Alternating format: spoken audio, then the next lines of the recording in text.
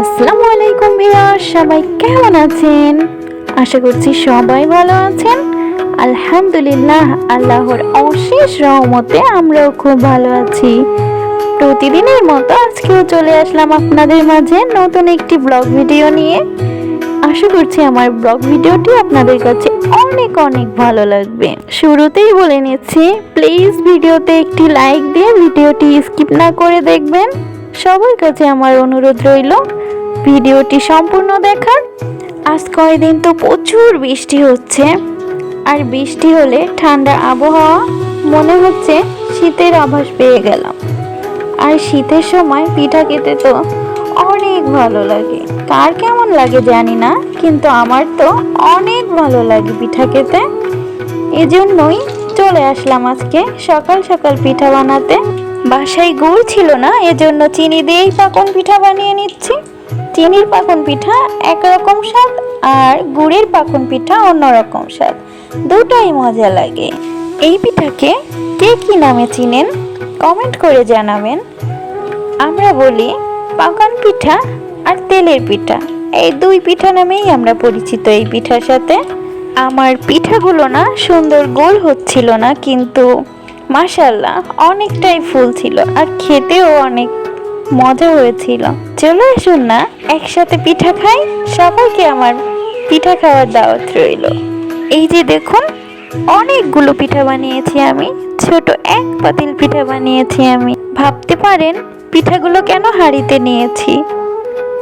আমরা ছোট থেকেই না দেখে আসছি আমরা পিঠা বানিয়ে হাঁড়িতে নেই। এক হাঁড়ি পিঠা বানিয়ে রেখে দিত, আর আমরা হাঁড়ি থেকে পিঠা নিয়ে নিয়ে খেতাম। আর এদিকে আমার সোনা বাবাটার জন্য একটা ডিম পোচ করে অফলাইনে অনেক সময় পার করে আবার চলে আসলাম দুপুরে আপনাদের মাঝে রান্নার ভিডিও নিয়ে।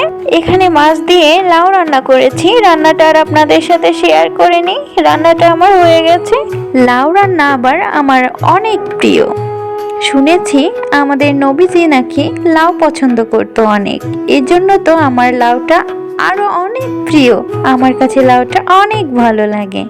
লাউ তো রান্না হয়ে গিয়েছে, লাউটা নামিয়ে নিয়েছি। লাউ রান্নাটা তো আপনাদের সাথে শেয়ার করলাম না, কিন্তু মিষ্টি কুমড়ো ভাজি করব। মিষ্টি কুমড়ো ভাজিটা আপনাদের সাথে শেয়ার করতেছি। কড়াইতে তেল দিয়ে পেঁয়াজ রসুন মরিচ দিয়ে হালকা ভেজে নিয়ে মিষ্টি কুমড়োগুলো আমি কড়াইতে দিয়ে দিচ্ছি।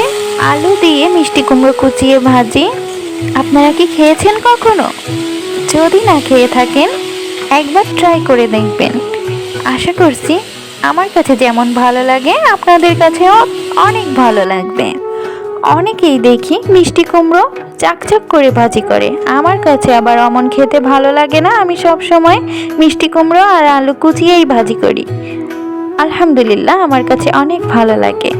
আপনারাও একবার এইভাবে খেয়ে দেখবেন যদি না খেয়ে থাকেন। আশা করছি আপনাদের কাছেও ভালো লাগবে। আর এই যে দেখছেন আমার বাবাটা সারাদিন কি করে, এখানকার জিনিস ওখানে নেয়, ওইখানকার জিনিস এইখানে নেয়, এটাই তার সারাদিনের কাজ। দুষ্টুমি করা ছাড়া তার কোনো কাজই নাই।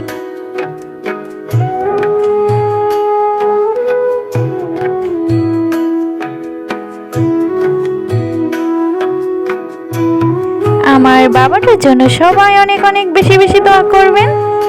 আমার ভাজিটা প্রায় শেষের পথে। দুপুরে আজকে আর ভিডিও করব না। দুপুরের রান্নার পরে অনেকটা সময় পার করে চলে আসলাম আবার আপনাদের মাঝে সন্ধ্যার পরের ভিডিও নিয়ে। এই যে সন্ধ্যায় আমার বাবা বাইরে বের হবে, অনেক বাইরে বের হবে শুনে আমার বাবাটা যে এত আনন্দ করতেছে, বাইরে বের হওয়ার কথা শোনার পর থেকে শুধু লাফাচ্ছে।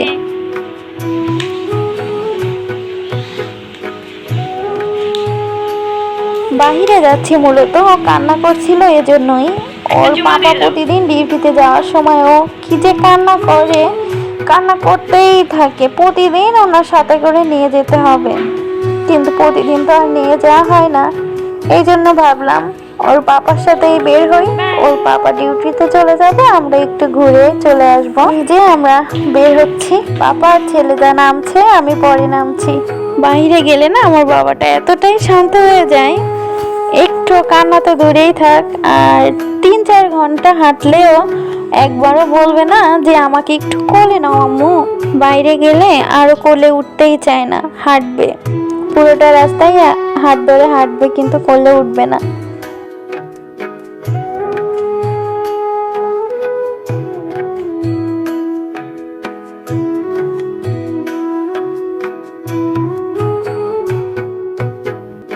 ভিডিওর এ পর্যায়ে কিন্তু মিনহাজের পাপা আমাদের দুইজনকে থুয়ে চলে গেছে। যাওয়ার সময়টা আর ভিডিও করা হয়নি। এখন মা আর ছেলে মিলে বাইরে একটু ঘোরাঘুরি করে কিছু খেয়ে দিয়ে তারপরে বাসায় চলে যাব। বাইরে বেরোলে কি আর খাবো, ওই যে মেয়েদের পছন্দের জিনিস ফুচকা, চটপটি, ঝালমুড়ি এসবই তো। এই যে আমি পানিপুরি খাবো। মাশাআল্লাহ, পানিপুরিটা অনেক মজা ছিল। আমি সব সময় এই দোকান থেকেই পানিপুরি খাই।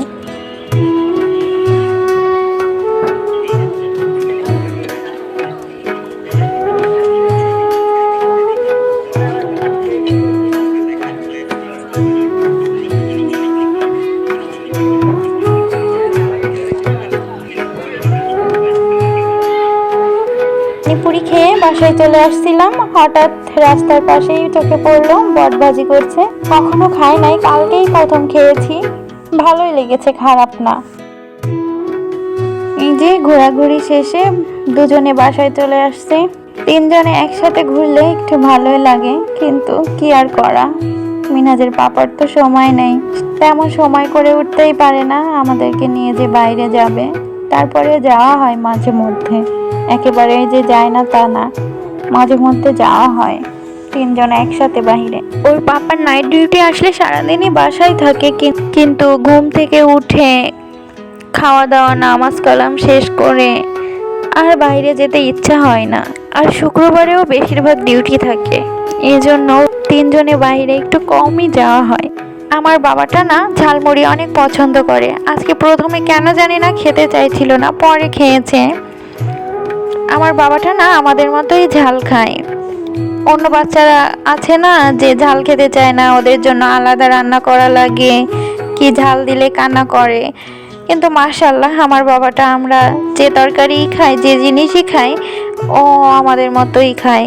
কথা বলতে বলতে না ভুলেই গেছি যে ভিডিওটা শেষের পথে চলে এসেছে। যাই হোক, ভিডিওটা আজকে এখানেই শেষ করছি। ভিডিওটা দেখার জন্য সবাইকে অসংখ্য অসংখ্য ধন্যবাদ। ভিডিওটি যারা শেষ পর্যন্ত দেখেছেন কিন্তু এখনো একটি লাইক দেননি, একটি লাইক দিতে কি ভুলে গিয়েছেন? যদি ভুলে গিয়ে থাকেন এখনই একটি লাইক দিয়ে দিন। আর আমার এই ভিডিওটি যদি আপনার কাছে একটু ভালো লেগে থাকে, প্লিজ সাবস্ক্রাইব করে পাশে থেকে যান। ভিডিওটি আজকে এখানেই শেষ করছি। আসসালামু আলাইকুম, আল্লাহ হাফেজ।